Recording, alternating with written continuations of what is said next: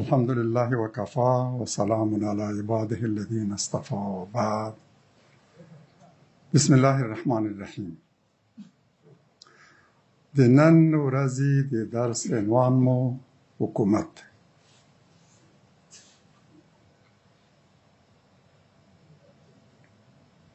د دین او سیاست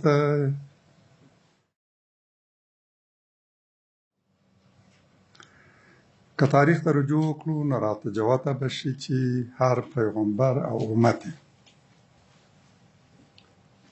له بریا او غلبې وروسته ستر او مضبوط حکومت جوړ کړ.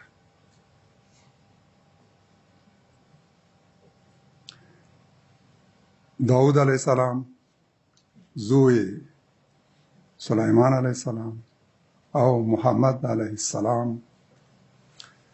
د دې څرګندې بیلګې دي. هر یو ډېر ستر حکومت جوړ کړ. قرآن عظیم الشان نږدې څه باندې د 100 انبیاو نومونه اخلي. د دوی له جملې نه چې چا ستر حکومتونه جوړ کړي دي همدا درې دي. د نورو هم مسؤلیت او دند همدا او شعار هم دا او د الله تعالی له لوري مکلف شوي په دې باندې چې حکومت به جوړوي. څوک بریالی شوي او څوک په خپله نه دی توانېدلی چې د خپلې بریا ورځې وګوري په خپلو سترګو. وروسته د هغوی پلویانو او امتونو دا حکومتونه جوړ کړي. د هغوی له جملې نه یو هم عیسی علیه السلام. هغه د خپلې بریا ورځې ونه لیدلې. اما نن نږدې 2 میلیارده کسان داسې دي چې په هغه باندې ایمان او باور لري. او که مسلمانان هم ورسره جمع کړو نو تقریبا 4 میلیارده د نړۍ اوسېدونکي نن عیسی علیه السلام د یو پیغمبر په توګه مني. د محمد علیه السلام په لاس جوړ شوی حکومت له هره پلوه دومره ستر و چې د بشریت په تاریخ کې بېلګه نه شو موندلی. عجیبه نه ده چې څوک له دې تاریخي حقیقت خبر هم وي او بیا هم وایي چې دین او سیاست سره بیل بیل دي. دین باید د حکومت په چارو کې ښکېل نه شي، مداخله ونه کړي. حال دا چې په سترګو ګوري د تاریخ نه دا حقیقت درکړی ده چې پیغمبر علیه السلام دومره ستر حکومت جوړ کړی چې د بشریت په تاریخ کې سړی بیلګه نه شي موندلی. له مراکش تر اندونیزیا پورې، له قفقاز تر یمن، د چین له ترکستان تر اسپانیا، په سلګونو قومونو، توکمونو او ژبو مشتمل ستر امت او په ډېرو اوسنیو هیوادونو شامل ستر او پراخ هیواد، داسې چې د ټوله قبله یوه وه، دین یې یو، قوانین یې ورته، ډېری یې د یو مرکزي حکومت تابع، هغه ته یې زکات او عشر ورکول. زکات او عشر یعنې دولتي مالیه. دا دولت راټولوي، دا اصلا د دولت دنده ده. خلک هم مکلف دي چې دولت ته ورکړي. دولت به زکات او عشر راټولوي، یعنې همدغه مالیه، او له غانیانو نه به یې اخلي او مسکینانو ته به ورکړي. دا یو حکومتي کار ده، نه انفرادي او شخصي کار. د راټولولو دنده هم د حکومت.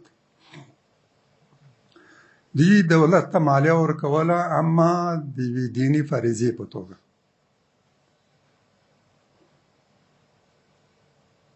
او چې حکومتونه یې نه درلودل، اکثرا مسلمانانو دغسې کلونه تېر کړي دي، څو پیړۍ له هغه وروسته چې عثماني خلافت ړنګ شو تر نن پورې هغوی په واقعي معنا اسلامي حکومت نه درلود، اما خلکو زکات ورکولو، عشر یې ورکولو.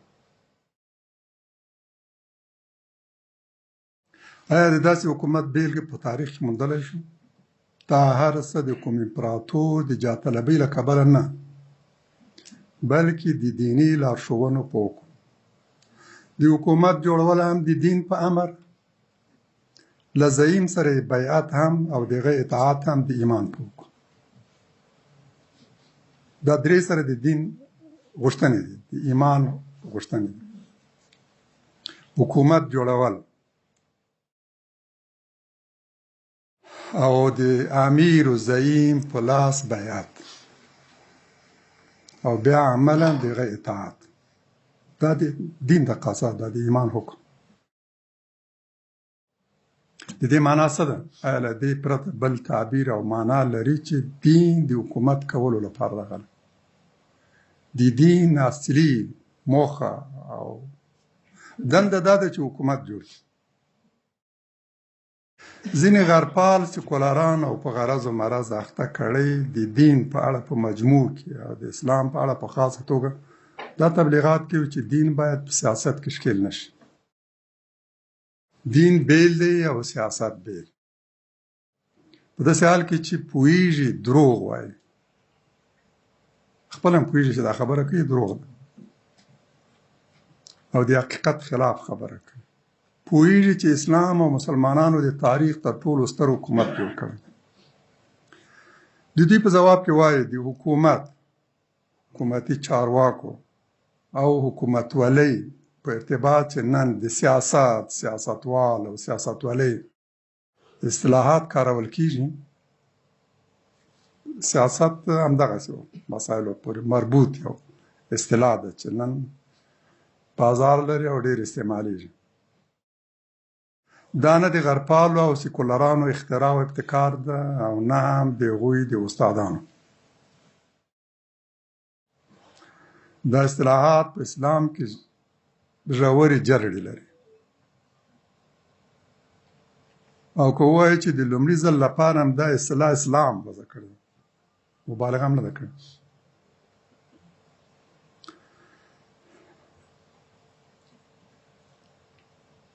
دا غربپالو او سیکولرانو او د دوی استادانو له موږ زده کړي، له مسلمانانو زده کړي. زموږ پیغمبر 14 پېړۍ وړاندې دا اصطلاحات کارول. زموږ روایات له دې نه ډک دي.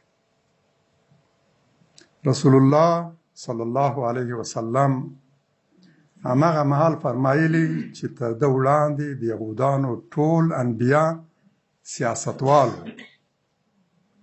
سیاست یې کول، د یهودانو سیاسي چارې یې سنبالول.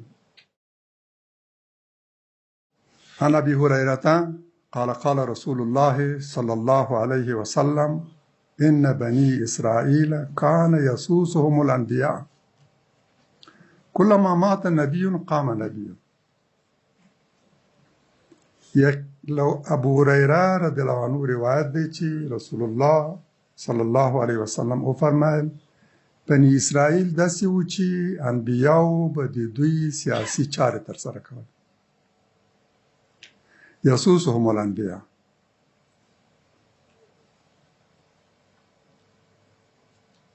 کله چې به یو نبی وفات شو بل نبی به پاسه، یعنی تشه نه پاتې کېدل. یو نبی به وفات شو ځای به بل نبی ونیول، یعنی تل د دوی سیاسي چارې د انبیاو له لورې سنبالېدلې. همداراز بل روایت کې له ابو هريره نه راځي. عن ابي هريره قال قال رسول الله صلى الله عليه وسلم ان بني اسرائيل كانت تسوسهم انبياؤهم كلما ذهب نبي خلف نبي وانه ليس كائن فيكم، يعني نبيا.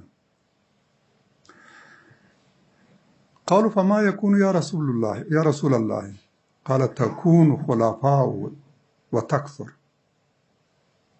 قالوا كيف نصنع؟ قال أوفوا ببيعة الأول فالأول وأدوا الذي عليكم وسيسألهم الله عن الذي عليهم. لا ابو هريره رضی الله عنه روایت دی چې رسول الله صلی الله علیه وسلم او فرمایل بني اسرائیل داسې و چې انبیاو به سیاسي چارې ترسره کول. کله چې به یو نبی ولاړ، دلته د وفات په ځای د تلو صیغه راغله، یعنی وفات شو، بل نبی به یې ځای ناسته شو، بل نبی به د هغه ځای ناسته شو. او دا کار په تاسو کې کېدونکی نه ده، یعنی په مسلمانانو کې دا نشي کېدی، ځکه له پیغمبر علیه السلام نه وروسته بل نبي نشته.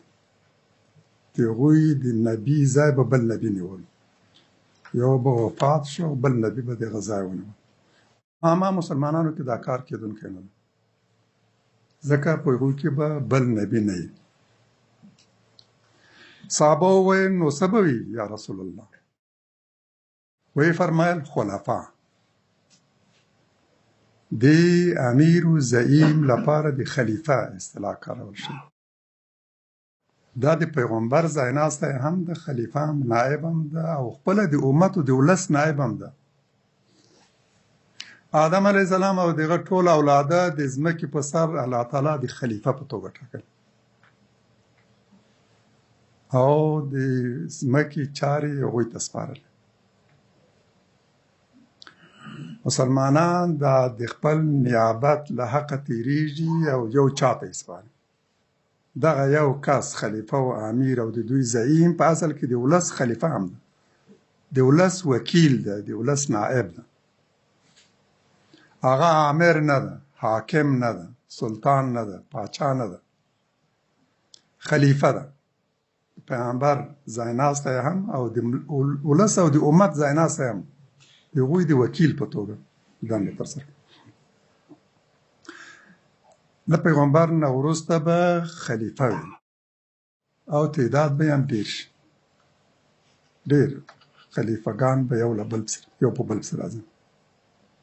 دوی ویل موږ څه وکړو، خلفا ډېر شو څه به کوو، که یو واکې دوه درې څلور امیران څه به کوو او د دوی ترمنځ نزاع څه به کوو. پوښتنه همدا ده. وی فرمایل له لومړني سره پر خپل بیعت وفا وکړئ او هغه حق ادا کړئ چې پر تاسو لازم دی، د هغه اطاعت، د هغه سره مرسته، د خیر په کار کې د هغه څنګ کې ودرېدل، هغه ته نیکه مشوره ورکول. دا هغه حق دی چې په تاسو باندې دی. څوک چې لومړی امیر وي تاسو ورباندې غول شوي، تاسو بیعت ورسره کړئ، تاسو راوړاندې کړئ، تاسو ورباندې اعتماد کړئ، د هغه اطاعت او ملګرتیا وکړئ او هغه چې په تاسو باندې کوم حق لري هغه هم ادا کړئ. حق هم دا ده، هغه ته نیکه مشوره ورکول، د هغه اطاعت کول، د خیر په کارونو کې د هغه مرسته کول. او الله تعالی به له امراو هم د هغه څه پوښتنه کوي چې په دوی لازم ده. الله تعالی به له هغو نه پوښتنه کوي چې څه یې کړي، خپل حق یې ادا کړی که نه، خپل مسؤلیت یې ترسره کړی که نه. دا روایت موږ ته ښیي چې تر رسول الله صلی الله علیه وسلم وړاندې د یهودو ټولو انبیاو د دوی سیاسي چارې سنباله. عیسی علیه السلام، موسی، سلیمان، داود، یوسف، یعقوب او اسحاق علیهم السلام هم پیغمبران او هم سیاستوال. حکومتي چارې هم دوی سنبالول، هم د دوی دینی چارې سنبالولې او هم سیاسي او اجتماعي چارې. یعنی چې هر پیغمبر یو سیاسي زعیم دی او هر دین یو سیاسي دین. دا موږ نه وایو، نن او ستاسو په خاطر هم نه وایو، دا زموږ پیغمبر او لارښود ویل، 1400 کاله مخکې ویل. له ما نه وړاندې چې څه پیغمبران تېر شوي دي په یهودو کې، دوی ټول سیاستوالو او د خپل امت او یهودانو سیاسي امور هغوی سنبالو، مدیریت کوي.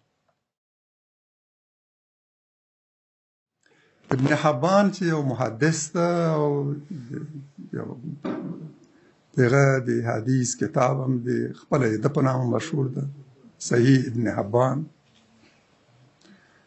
هغه په خپل کتاب کې یو باب ایښی ده چې په دې باب کې د سایس یعنی سیاستوال او یسوس یعنی سیاست کولو دا الفاظ او صيغې کارولې او دا باب هم داسې ده ذکر الاستحباب للإمام إذا أراد بعث سرية أن يولي عليها أمراء جماعة واحدا بعد الآخر عند قتل الأول لكي لا يبقى المسلمون بلا سائس يسوسهم ولا أمير يحوطهم باب هم داسې ده په دې ارتباط چې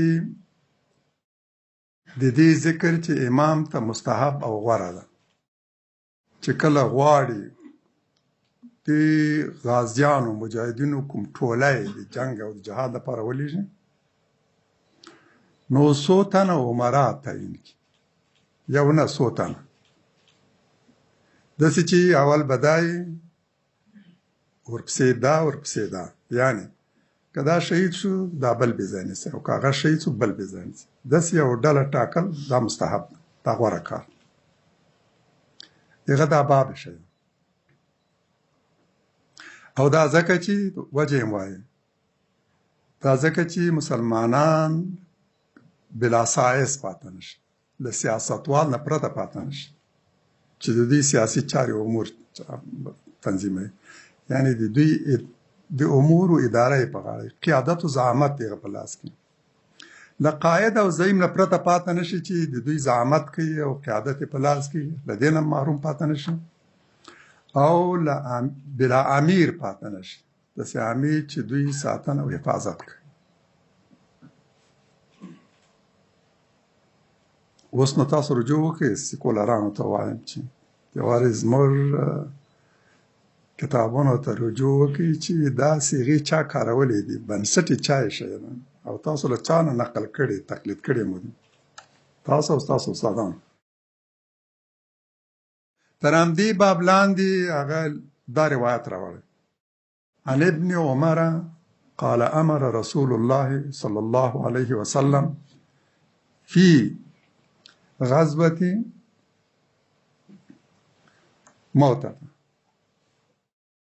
موتة د موتې په غزوې کې پیغمبر علیه السلام امر وکړ زید ابن حارثه ته د دې لشکر د قماندان په توګه یې ټاکلی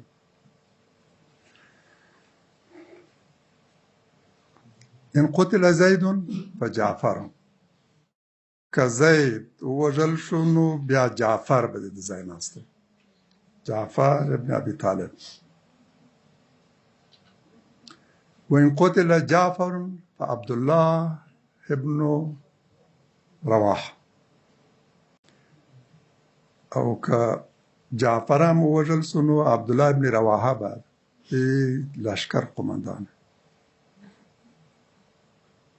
عبدالله ابن عمر رضی الله عنه وایي چې كنت معهم تلك الغزوه زه په دې غزوه کې له دوی سره وم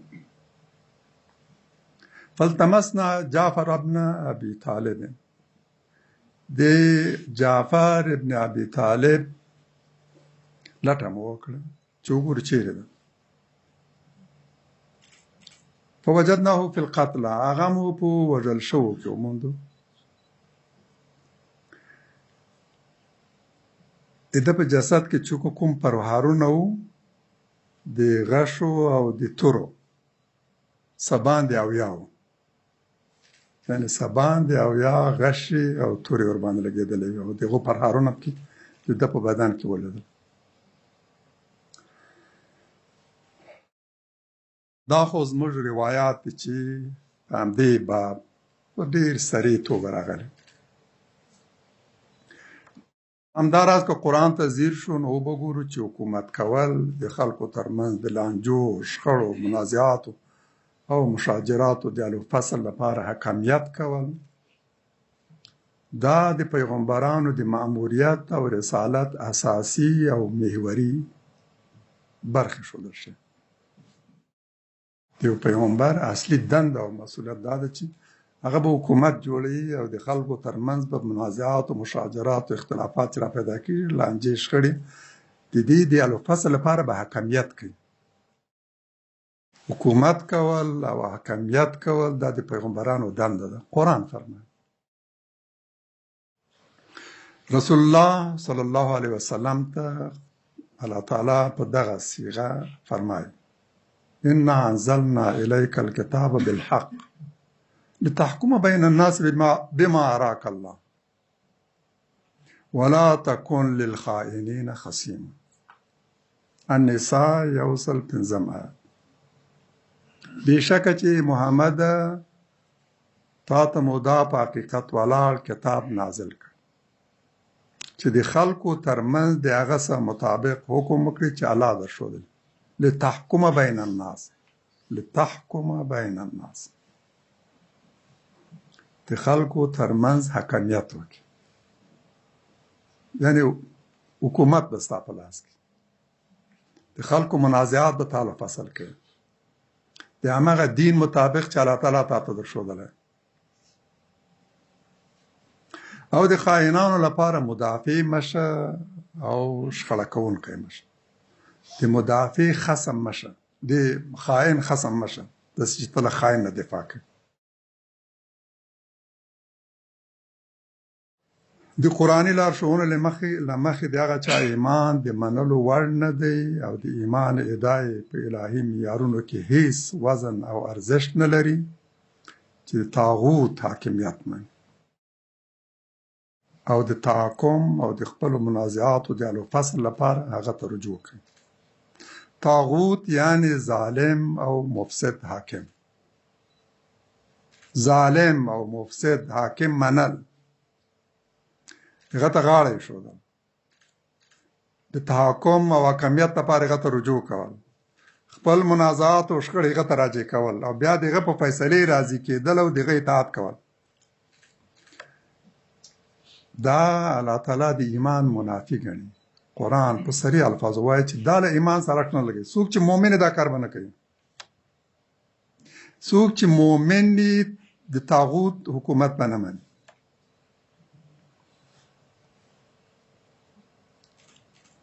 طاغوت یعنی هغه ظالم او مفسد حاکم او واکمن چې د الله تعالی د دین مطابق حکم نه کوي.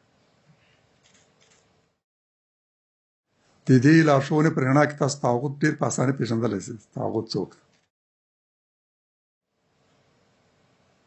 طاغوت بت نه دی لکه چې ځینې فکر کوي. طاغوت شیطان نه دی لکه ځینې چې فکر کوي. طاغوت دغسې حاکم دی، ظالم مفسد بېدینه حاکم چې د الله تعالی د دین مطابق حکم نه کوي. قضاوت یې په منازعاتو په شخړو کې د حکومت په قضایا وزارت و ریاست کې د ده په محاکمو کې دین حاکم نه وي او پریکړې د دین مطابق نه ترسره کوي. دا طاغوت دی. او قرآن په دې ارتباط فرمایي، د طاغوت په ارتباط فرمایي. الم تر الى الذين يزعمون انهم امنوا بما انزل اليك وما انزل من قبلك يريدون ان يتحاكموا الى الطاغوت وقد امروا ان يكفروا به ويريد الشيطان ان يضلهم ضلالا بعيدا. النساء شپږم آیات. آیا هغه ته د پام نه دی شوی چې ګمان کوي یزعمون په ځان باندې دا ګمان یو خو ادعا دی سړی بل چا په وړاندې کوي، یو دا دی چې انسان په خپل نفس باندې دا ګمان کوي چې په هغه څه ایمان راوړی چې په تا نازل شي او په هغه کتابونو ایمان راوړی چې تر تا نه مخکې نازل شي. ګمان یې دا ده چې هغه په ټولو الهي کتابونو باندې باور او ایمان لري. اما سره له دې هغه غواړي د تحکم او حاکمیت لپاره طاغوت ته رجوع وکړي. په داسې حال کې چې هغه ته امر شوی چې طاغوت باندې به کافر وي، د طاغوت منکر به وي، طاغوت به نه مني. د طاغوت له نظره به هم ته کافر یې، ته به هم له هغه نه انکار کوي، منکر د طاغوت. یقینا الله تعالی تاکید سره فرمایي چې یقینا هغوی ته د دې خبرې امر شوی دی چې د طاغوت نه به منکر یې. طاغوت به نه منې د هغه په نسبت به کافر یې. ویرید الشیطان ان یضلهم ضلالا بعیدا، او شیطان غواړي چې دوی په همدغه غلطو زعم او ګمان او تخمین کې بس له حق نه ډېر په لرې واټن بې لاره کړي. یعنې دا خلک له حق نه ډېر لرې پرېوتي دي، سخت بې لارې شوي دي، په لوی ضلالت او ګمراهۍ کې دي.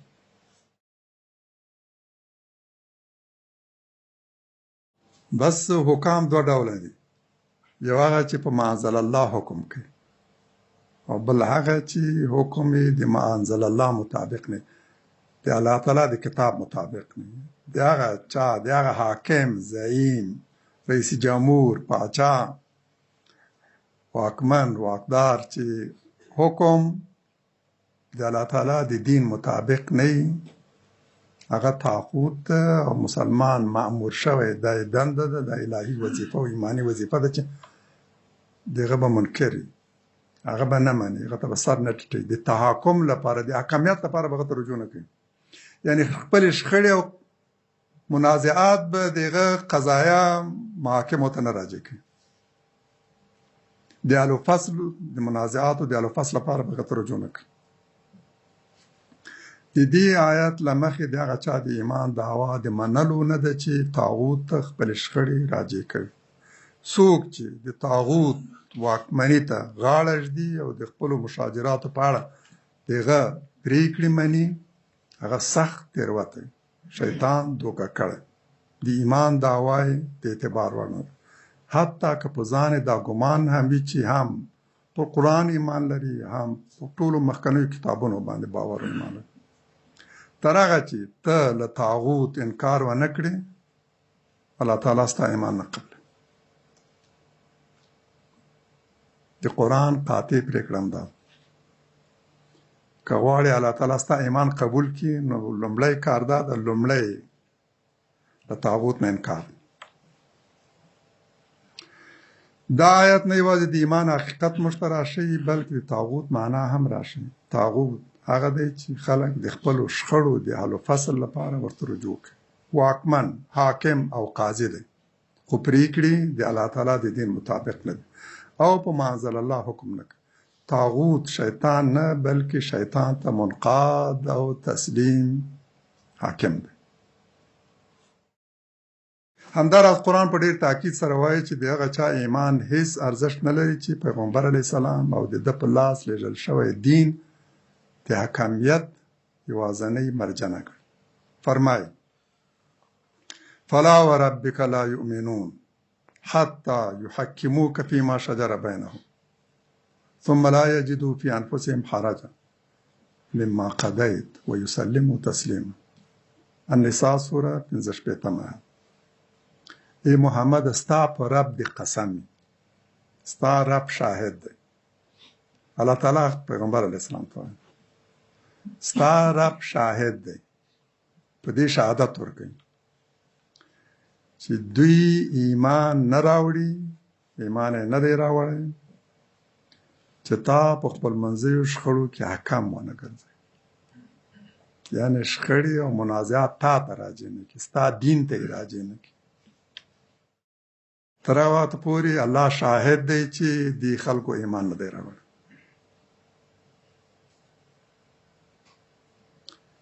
بیا ستا د پرېکړې په اړه په خپلو زړونو کې تنګوالی ونه مومي، یعنې احساس دې تنګي ونه کړي، راضي، قانع. یوازې رجوع نه ده، د حکمیت لپاره یوازې رجوع کفایت نه کوي. ستا د پرېکړې په نسبت د هغه راضي او قانع، په زړه کې به کوم حرج او تنګي نه احساسوي، له زړه نه به قانع.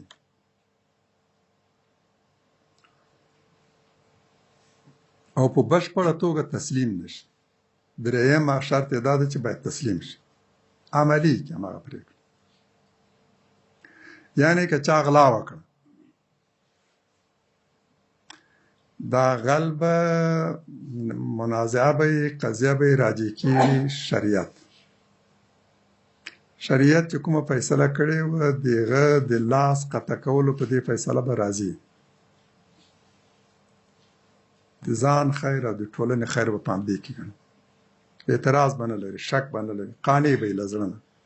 د زړه سلول به یې ګواهي و شهادت ورکوي چې و حق فیصله همدا زه د همدې مستحق یم په دې فیصلې به راځي او دا هم کافي نه ده چمتو کېږي به چې لاس یې قطع شي عملا به دې ته اطاعت کوي یعنی محمد تر هغه چې د ایمان مدعیان تا په خپلو شخړو کې حکم ونه نیسي بیا ستا په پرېکړې راضي نه شي او په خپلو زړونو کې هیڅ حرج احساس نه کړي او عملا انقیاد ونه کړي مؤمنان نشي بلل کېدی او د ایمان ادعا یې نشي قبلېدی الله تعالی یې نه قبلوي د دې آیات په ډېر وضاحت سره معلومیږي چې د ایمان د قبلېدو لاندې 3 اساسي شرایط دي د ایمان د قبلېدو 3 شرایط دي همدغه آیات وایي لومړی شخړې او منازعات شریعت ته محول کول دوام د اسلام په هرې پرېکړې رضایت او درېیم هر حکم ته عملا غاړه ایښودل په یو دین کې چې د منازعاتو په ارتباط لارښوونه دا وي چې ایمان هم نه قبلوي تر څو چې دې باندې عمل ونه کړي یعنی دا یو سیاسي دین ده دا د حکومت یو دین ده د حکومت کولو دین ده د حاکمیت او حکومت کولو دین ده قرآن هغه څوک کافر ظالم او فاسق ګڼي چې په ما انزل الله حکم نه کوي د حکامو په ارتباط لارښوونه دا ده د حاکمانو په ارتباط څوک چې د یو ملک د هېواد واکمن دي د هغو په ارتباط قرآن فرمایي چې په ما انزل الله حکم نه کړ یا کافر دی یا ظالم دی یا فاسق ومن لم يحكم بما انزل الله فاولئك هم الكافرون المائده 33 آیات او چا چې په ما انزل الله باندې حکم نه کړ یعنی قضاوتونه یې پرې کړي فیصلې د الله تعالی د دین مطابق نه هغه کافر دی ومن لم يحكم بما انزل الله فاولئك هم الظالمون المائده 35 آیات او څوک چې په ما انزل الله حکم ونه کړي همدا دوی ظالمان دي که څوک ظالم نو اصلي ظالم دغه ده فاولئك هم الظالمون دا مخکنی آیات کې الفاظ هم داسې دي که څوک کافر نو همدا دی چې په ما انزل الله حکم نه کوي ومن لم يحكم بما انزل الله فاولئك هم الفاسقون او هغه چې په ما انزل الله حکم نه کوي همدا دوی فاسقان دي المائده 33 آیات دلته باید یوې خبرې وضاحت وشي چې په مخکني آیات کې ویل شوي چې څوک د الله تعالی له لوري د لېږل شوي کتاب مطابق حکم ونه کړي کافر دی ورپسې ویل شوي چې ظالم دی او وروسته ویل شوي چې فاسق دی د دې معنا څه ده کوم یو ته کافر ویلی شو او چاته ظالم او فاسق ځینې مفسرین دا 3 حکمونه کفارو ته راجع ګڼي ځینې د شخص په عقیدې پورې مربوط بولي او وایي چې په ما انزل الله باور ونه لري کافر دی حکم کوي او باور هم نه لري نو کافر دی که باور ولري او حکم پرې نه کوي نو ظالم او فاسق دی خو که لږ غور وکړو او د دې آیات سیاق ته هم لږ توجه وکړو چې مخکې څه راغلي دي وروسته څه راغلي دي په کومو موضوعاتو پورې مربوط راغلي د احکام په ډېر واضح توګه راته جوته کېږي چې حکم او قضاوت یا په اعتقادي مسایلو پورې مربوط وي یا په حقوقي او یا په اخلاقي مسایلو پورې 3 ډوله مسایل اعتقادي مسائل یو او حقوقي مسائل 2 اخلاقي مسائل 3 مسائل څوک چې په اعتقادي مسائلو کې په ما انزل الله حکمونه کې کافر دی یعنی په اعتقادي د باور د ایمان په ارتباط په دین کې سره راغلي دي که په دغه مسایلو کې اختلاف راولاړ شو او د دې اختلاف راجع نه کو ما انزل الله ته او دغه مطابق حکم نه کړ حتما کافر کیږي همدا راز که په اخلاقی مسائلو کې څوک په ما انزل الله حکم نه کوي فاسق کیږي داسې پرېکړه به کوي چې د اخلاقي حدودو نه تېری پرې او که په حقوقي مسایلو کې چې د خلکو ترمنځ په اقتصادي لانجو کې مربوط مسایل دي په په دې مسایلو کې هغه په معاذ الله حکمونه کې حتما ظلم ترې کېږي دې وخت چا خو تر پښو لاندې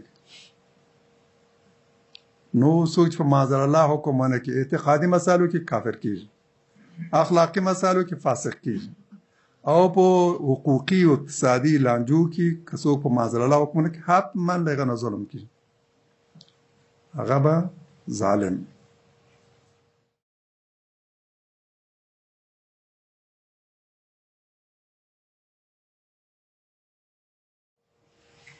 دې ته مو باید پام وي چې قرآن د هغه چا ایمان هم د اعتبار وړ نه ګڼي چې د حکمیت لپاره طاغوتي محکمې ته رجوع کوي قرآن د داود علیه السلام په اړه په صریحو الفاظو وایي چې هغه په ځمکه کې د خلیفه په توګه لیږل شوی او دنده یې د خلکو ترمنځ د حق مطابق حکم کول داود علیه السلام د یهودانو تر ټولو ستر پیغمبر او هغوی ته تر ټولو زیات محبوب د کوم پیغمبر سره چې هغوی ډېره مینه ساتي او ډېر ورته درناوی لري هغه یعقوب علیه السلام داود علیه السلام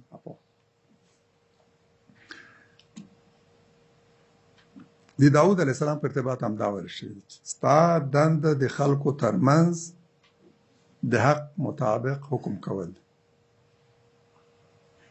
یعنی د حکومت زعیم او حاکم او دنده یې دا چې د ولس مشاجرات او منازعات به په حقه او سمه توګه حل و فصل کوي د داود علیه السلام د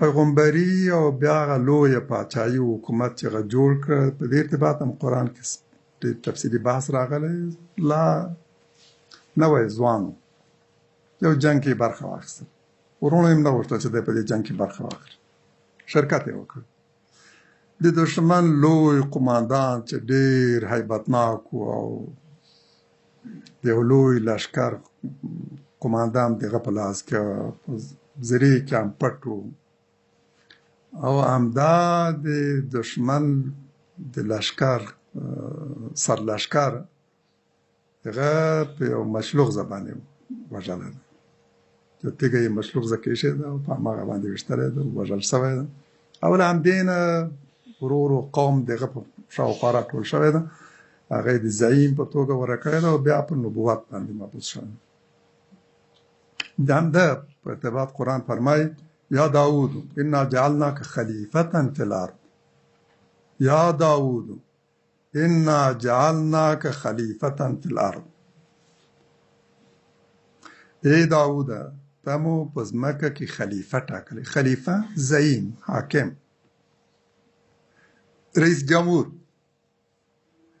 نه چاته رئیس جمهور ویل کېږي پاچا ویل کېږي حاکم ویل کېږي اسلام د زعیم لپاره د سیاسي زعیم او واکمن لپاره د خلیفه اصطلاح کاروي او په دې کې خاص مفهوم مضمر ده چې مخکې م تشریح کړ یا داود انا جعلناک خلیفة فی الارض فاحکم بین الناس بالحق ولا تتبع الهوى فيضلك عن سبيل الله ان الذين يضلون عن سبيل الله لهم عذاب شدید بما نسوا یوم الحساب صاد سوره 20 آیات ای داود یقینا چې ته مو په ځمکه کې خلیفه ګمارلی نو د خلکو ترمنځ په حقه پرېکړه کوه هماغسې چې په روایت کې راغلی دا د قرآن آیت هم په دې باندې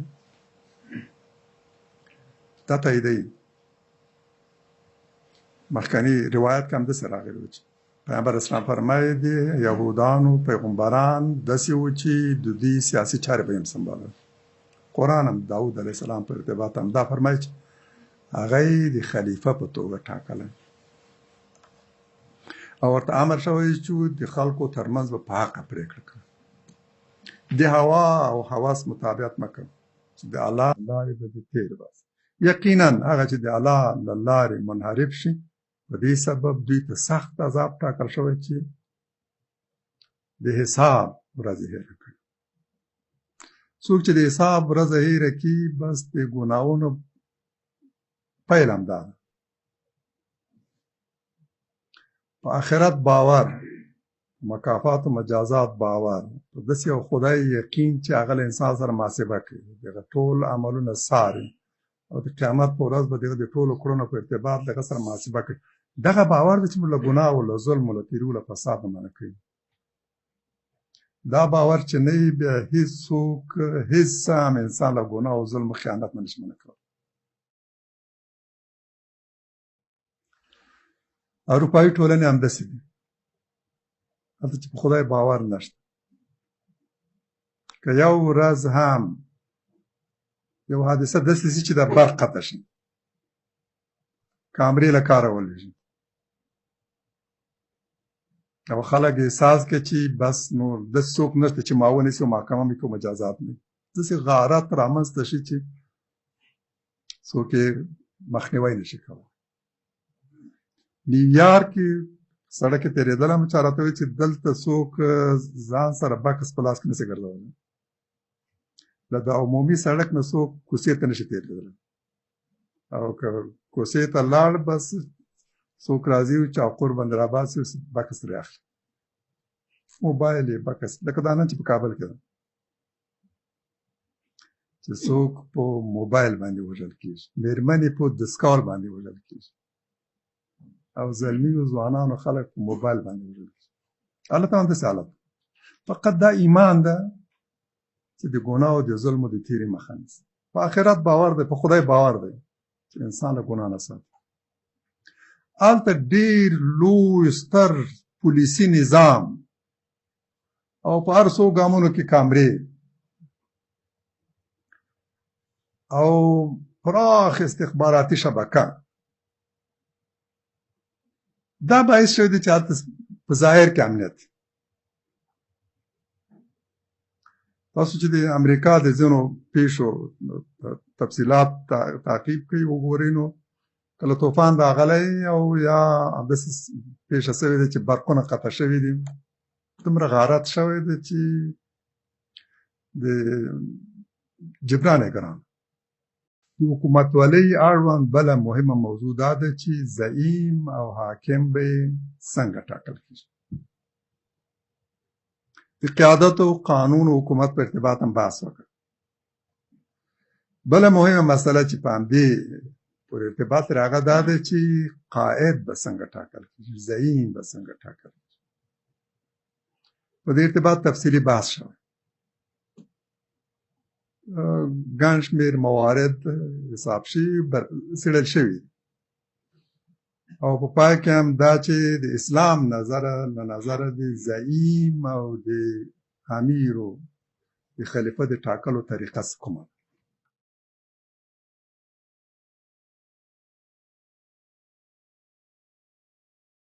اول موروثي زعامت دا چې قیادت و زعامت له شته امیر و زعیم سلطان و پاچا و رئیس نه دغه اولاد انتقال شي په یو کورنۍ کې انتقال شي آیا دا شرعي منشأ لري اسلام دا تاییدوي دا کار کېدلی شي جایز دی که نه که څه هم د تاریخ په اوږدو کې د نړۍ اکثر زعامتونه موروثي وو او موروثي دي نن هم او په ډېرو هیوادو کې د حکومتونو زعامتونه او د سیاسي او حتی مذهبي فرقو زعامتونه په موروثي توګه له پلار اولاد ته انتقالېږي له پیر نه پیر زېږي او له مرشد نه مرشد بس له پلار نه دا منصب او دا سجاده او ګدۍ اولاد ته انتقالېږي ټول پیران به همداسې ومومي همداسې له پاچا نه پاچا شهزاده ته انتقالېږي دا اوس هم د اکثرو سیاسي ګوندونو زعامتونه موروثي دي ډېر لږ هغه هم دیني زعامتونه ګوندونه اسلامي ګوندونه په دې نه مستثنا دي غیر اسلامي ګوندونه تقریبا ټول داسې دي چې زعامت هلته په میراث پاته کېږي له پلار نه اولاد.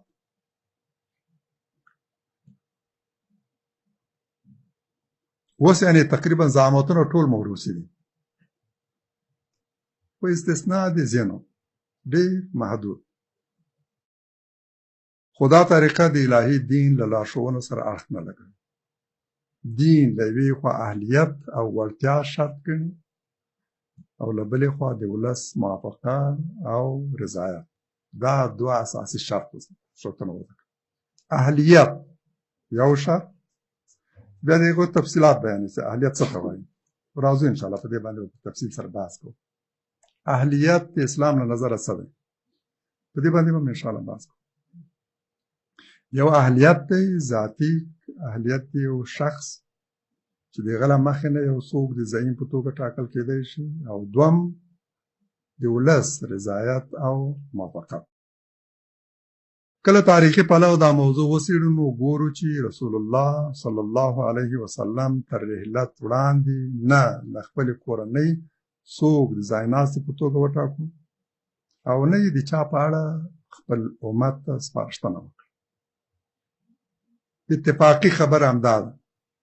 څوک چې دې خلاف خبره کوي هغوی شاذ خبره کوي، نادره خبره. اکثریت په همدې رایه دي. دقیقه رایه همدا ده. پیغمبر علیه السلام دې چا په ارتباط نه سپارښتنه کړې ده او نه یې ځایناسته ټاکله.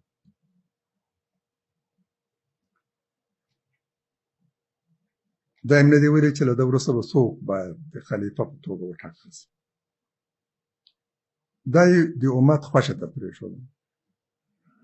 هغه چې د ده په لاس روزل شوي وو، د ده له هغو اعتقادي یارانو یې تر ټولو افضل د امیر المؤمنین په توګه غوره کړ.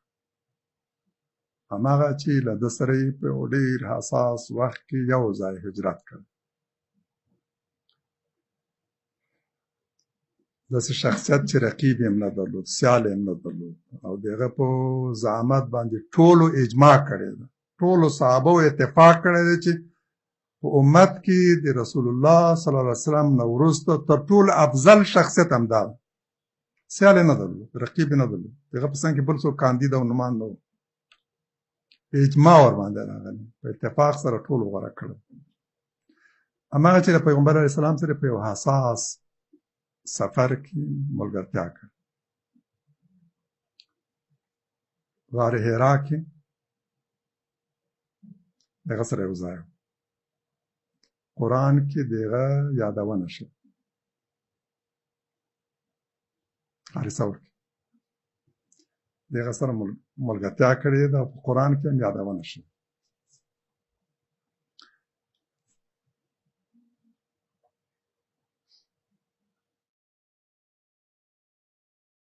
د صدر اسلام د څلورو خلفاو له منځه له هېڅ یوه زعامت او امارت د هغه اولاد ته په موروثي توګه نه دی انتقال شوی.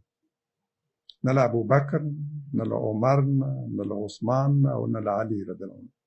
له یوه نه هم امارت په موروثي توګه له ده نه اولاد ته نه دی انتقال شوی.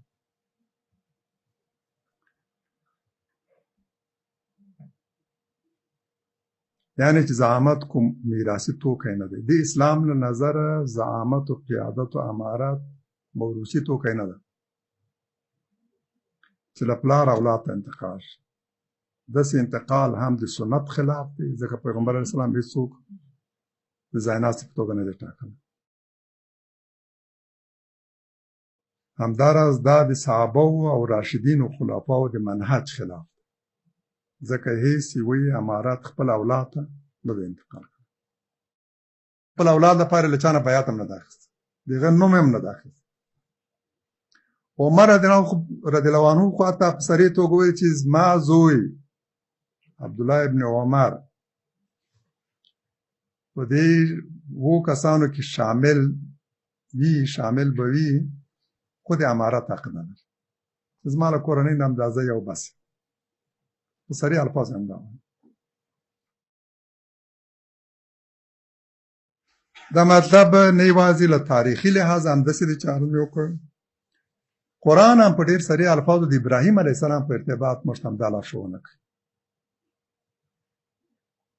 فرمای وَإِذِ ابْتَلَى إِبْرَاهِيمَ رَبُّهُ بِكَلِمَاتٍ فَأَتَمَّهُنَّ قال إني جاعلك للناس إماما قالوا من ذريتي قال لا ينال عهد الظالمين.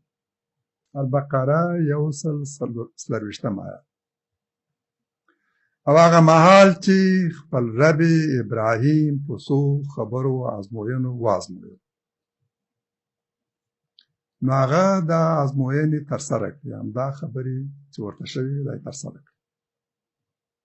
وی فرمایل زه خو دې د خلکو لپاره د امام او پیشوا جوړونکی یم، غواړم له تا نه د خلکو امام او پیشوا جوړ کړم. اوس ازموینو کې له بریا وروسته چې تا په دغو کلماتو باندې عمل وکړ، هماغه ازموینې چې تو سره مخامخ شي په دې کې بریالی شي. اوس غواړم تا د خلکو لپاره امام.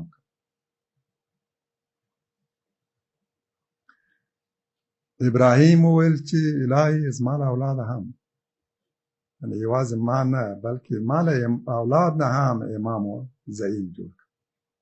دا تمنا یې وکړه، دا دعا یې وکړه. راشئ وګورئ چې الله تعالی هغه ته څه فرمایل. ابراهیم زموږ د امت جد دی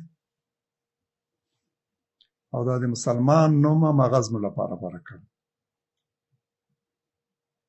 لوی شخصیت، ډېر ستر شخصیت. پیغمبر اسلام فرمایي چې هغه مې داسې وموندو چې سر یې اسمان ته رسېدلی، او تعبیر یې دا دی چې د هغه مقام هم دومره لوړ و. هماغه ابراهیم ته الله تعالی وګورو چې څه فرمایي. لا ینال عهد الظالمین، زما ژمنه ظالمانو ته نه رسېږي. یعنې ظالم د دغه عهد او ژمنې شامل نه دی، په دې کې شامل نه دی ظالم. که ستا اولاد مي خو چې ظالم وي، دا عهد او ژمنه له هغه سره نه ده. تا سره مې دا ژمنه کړې چې په ابتلاعاتو کې بریالی شي، اما دا چې حتما به ستا زوی یا تا که ظالمه مي د دې مشمول دی او دا وعده به د هغه سره هم شوې ده، داسې نه ده. یعنې چې دا میراثي نه ده. په میراث کې خو بیا څوک دې ته نه ګوري چې ښه ده که بد ده، له پلار نه بس اولاد هر څه یې ښه یې بد یې ورته میراث رسېږي. اما بیا قیادت و زعامت بیا داسې نه ده. یعنې چې قیادت و زعامت موروثي نه ده، له چا نه اولاد په میراث نه شي رسېدلی. ابراهیم علیه السلام له ګڼ شمېر الهي ازموینو سره مخامخ، د پلار او قوم مخالفت. لوی او ستر لومړی مصیبت همدا ده چې یو سړی په کورنۍ کې د خپل پلار له مخالفت سره مخامخ. ابراهیم علیه السلام د خپل پلار له مخالفت سره مخامخ. یوازې مخالفت هم نه ده، تهدید وکړي چې رجم کوم دی، له ما نه لرې شه، نه غواړم چې ستا مخ وګورم. له خپل کور یې وشړلو. شړلو باندې مې اکتفا نه کوله چې راجم کوم دي که دې له خپلو خبرو نه لاس وانه. د پلار او د قوم له مخالفت سره مخامخ شو. زندان ته لاړ، په اور کې ولوېدو، یوازې او د سفر له دوو ملګرو سره، مېرمنې سارا او وراره یې لوط علیه السلام سره. هجرت ته او وطن پرېښودو ته مجبور شو. د مکې په ویرونکي وچې بیدیا کې هاجر او اسماعیل، خپل مېرمن هاجر او د خور زوی اسماعیل علیه السلام یوازې پرېښود. د اسماعیل علیه السلام په ذبح کولو وګمارل شو، او هغه هم داسې وخت کې چې دی زړښت ته رسېدلی او سخت زوی ته محتاج و. زوی هم نوی ځوانۍ ته رسېدلی. په همدغسې وخت کې په خوب کې هغه ګوري چې خپل زوی ذبح کوي او فکر کوي چې دا د الله تعالی غوښتنه ده چې زه دا کار وکړم، او همدې ته چمتو شو. هغه په ټولو دغو الهي ازموینو کې بریالی شو. د دې بریا بدله او جزا دا وه چې د خلکو د امامت او پیشوایي مقام یې په برخه شو. الله تعالی ورته وفرمایل چې اوس نو ته د خلکو د امامت وړ یې، دا مقام تا ته سپارم، تمنا یې وکړه چې کاش د خلکو د لارښوونې دا مقام د ده اولاد ته هم ور په برخه شي. الله تعالی وفرمایل زما په دې فرمان کې ظالمان نه دي شامل، که څه هم ستا زامن د دې جلیل مقام ور نه دي. بني اسرائیل په دې غره وو چې د ابراهیم علیه السلام اولاده دي. ګڼ شمېر پیغمبران په دوی کې مبعوث شوي.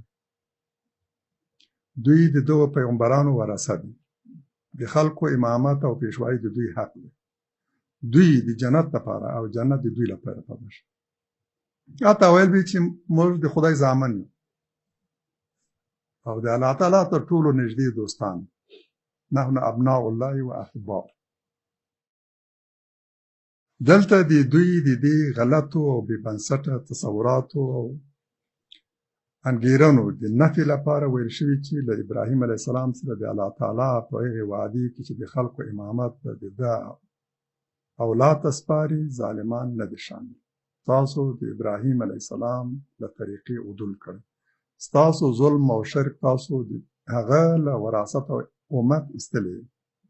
د الله تعالی په وړاندې د خپلوۍ اړیکې، قومي او نسبي تعلقات هیڅ ارزښت نه لري. په دې اساس د خلکو په اړه فیصله نه کوي. ټول له یوې مادې او له یوې جوړې پیدا کړي. د بندګانو سره د الله تعالی معامله د دوی د ایمان او عمل له مخې، نه د جاه او نسب له مخې. ابراهیم علیه السلام له کړاوونو او ستونزو سره مخامخ شو. پلار او قوم یې د مخالفت وکړ. پلار وګواښلو چې له خپل دعوت او مبارزې لاس وانخلي، له کور به یې وشړي او حتی رجم به یې کړي. خو ده د دغو ګواښونو او مخالفتونو پروا ونه کړه. د نظام او واکمنو مخالفتونو او تهدیدونو د ده عزم سست نه کړ او په زړه کې ویره را پیدا نه شو. نمرود وګماشلو چې وژني او په اور کې یې سوځي. له دې هم پروا نه وه چې د اور کنده یې ورته تیاره کړې ده او د اور لمبیان په خپلو سترګو ګوري او په منجنیق کې کینوي او ورچوي. او روایاتو کې راځي چې په همداسې وخت کې د اور مامور فرشته ورته راځي چې یا ابراهیم زه د اور مامور فرشته یم، څه غواړې؟ ویل تا هېڅ. او رب مې هغه مې ګوري. نمرود وګواښلو چې وژنم دې ویل چې دا زه په هغه رب ایمان لرم چې ژوند او مرګ د هغه په لاس کې. له مرګه نه دی وېرېدلی، له تهدیدونو یې ویره نه ده کړې. خو د دې سره سره یې له خپلې مبارزې او دعوت لاس وانخیست. تر هغه چې د اور په کنده کې وغورځولو. الله تعالی وژغورلو. له ټولو عراقیانو یوازې 2 کسانو پرې ایمان راوړ او له ده سره یو ځای هجرت ته چمتو شو. ابراهیم علیه السلام د دغو ټولو سختو ازموینو او ابتلاعاتو په وړاندې ناهیلی نه شو.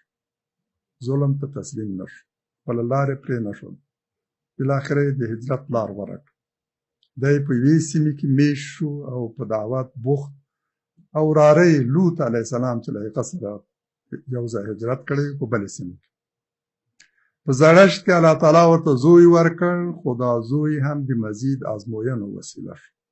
د الله تعالی له لورې معمور شو چې همدا زوی او مور یې هاجر په داسې حال کې د مکې په هغې وچې بې اوبو او بې سکنې وادي کې یوازې پرېږدي چې نه پکې ونې وي، نه بوټي وو، نه انسان وو، نه حیوان وو، نه مرغان. کله چې دی د زړښت پای ته او همدا زوی تنکۍ ځواني ته ورسېد، نو په خوب کې مکرر ولیدل چې همدا زوی ذبح کوي. ویې پتهیله چې الله تعالی همدا ترې غواړي چې خپل زوی ذبح کړي. نو د زوی ذبح کولو ته په داسې حال کې چمتو شو چې د زړښت له کبله ډېر ورته اړ او محتاج. الله تعالی د ده قرباني قبوله کړه. د زوی ذبح کول یې د پسه په ذبح کولو باندې تعویل او بدل کړ. او په دې سره یې د جاهلیت د دور هغه دود د تل لپاره له منځه یووړ چې خلکو به د الله تعالی د رضا ترلاسه کولو لپاره خپل لومړنی زوی یا قرباني کولو، ذبح کولو او یا به یې معبد ته وقف کولو. مخکې دود همدا و. چا به غوښتل د خدای ته نږدې سي او دغه تقرب یې په برخه شي، نو د زیات اخلاص او صداقت ثابتولو لپاره به د خپل کورنۍ لومړی زوی یا ذبح کولو یا به معبد ته وقف کولو. الله تعالی د همدغه کار له کبله په دې جاهلیت دود باندې خط راکړ او هغه یې تعویض کړ په دې چې بس زوی مه ذبح کوئ، پسه ذبح کړئ، چې هم خپله ترې وخورئ هم مسکین او غریب ته ورکړئ. په دې توګه په ټولو الهي ازموینو او ابتلاعاتو کې بریالی شو. نو الله تعالی د دې بریا په نتیجه کې هغه ته د امامت ستر مقام ورکړ. متاسفانه ځینې د دې په ځای چې دا الهي ازموینې هماغه وګڼي چې په قرآن کې راغلي دي، دا چې ما حساب کړي دا ټول په قرآن کې راغلي، برعکس د نوکانو د قطع کولو او د اضافي ویښتانو د خریلو په څېر څو کارونه یې ګڼي. ځینې دا ازموینې چې په قرآن ورته اشاره وکړله څو کلمات د دې په ځای چې هغه لوی لوی او ستر ابتلاعات یې وګڼي، وایي چې ګواکې ابراهیم علیه السلام په دې باندې مامور شوی چې نوکان قطع کړي او ویښتان، داسې څو شیانې حساب کړي. دا الهي لارښوونې موږ ته ښیي چې امامت او زعامت به نه موروثي توکی ګڼو او نه به یې غیر مستحق ته سپارو. مستحق یوازې هغه دی چې عملا او د ازموینو په ترڅ کې وړتیا جوته او ثابته شوې. دا وړ کار نه ده د څوک ضعیم وټاکئ چې تاسو ته امتحان درکړی. قرآن موږ ته همدا لارښوونه کوي او په سترو سترو ازموینو کې بریالی شوی. په الهي معیارونو کې اعتقادي نسبتونه او اړیکې ارزښت لري، نه نسبي اړیکې. دومره چې اعتقادي اختلاف د وینې او نسب روابط هم منتفي او بې ارزښته کوي. مسلمان له کافر او کافر له مسلمان میراث نه لري. قرآن د نوح علیه السلام په قصې کې هم موږ ته د همدا لارښوونه کوي چې فرمایي هغه مهال چې نوح علیه السلام له خپلو معدود شمېر یارانو سره په کښتۍ کې سپرېدو او خپل زوی یې ولید چې وروسته پاته شو او د طوفان څپه د ده او زوی ترمنځ حائله شوه، نو د دعا لاسونه یې اوچت کړل او ویې ویل ای زما ربه، زما زوی خو زما له کورنۍ دی او ستا وعده هم رښتینې ده او ته تر ټولو غوره حکم کوونکی یې. یعنې تا را سره وعده کړې وه چې ما او ټبر به مې د غرقېدو ژغوري. نن دا دی ګورم چې زما زوی غرق شو. ستا وعده هم حق، دا خو زما زوی زما په کورنۍ کې شامل او ستا وعده هم همدغسې. الله تعالی هغه ته وفرمایل قال یا نوح انه لیس من اهلک انه عمل غیر صالح فلا تسألني بما ليس لك به علم إني أعظك أن تكون من الجاهلين. هود 8 آیت. وی فرمایل ای نو هغه ستا له ټبره نه دی، دغه زوی ستا له ټبره نه دی، زوی یې ده اما الله تعالی ورته چې نه ستا زوی نه دی، ستا له ټبره نه دی، ستا اهل نه ده، هغه یو ناصالح شی ده. انه عمل غیر صالح. نو لما د هغه څه په اړه مه پوښته چې نه پرې پوهېږي. زه د دې واز درته کوم چې داسې نه چې له جاهلانو شي.